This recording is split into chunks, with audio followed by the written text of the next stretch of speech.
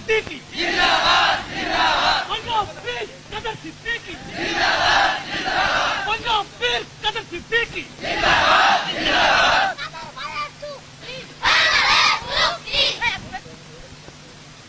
বিশ্বে এলো নতুন বাপ মোদির বাপ মোদির বাপ বিশ্বে এলো নতুন বাপ মোদির বাপ মোদির বাপ মহান বাংলার জাতির পিতা শেখ মুজিব শেখ মুজিব মহান বাংলার জাতির পিতা শেখ মুজিব শেখ মুজিব বাংলা বীর জয় বাংলা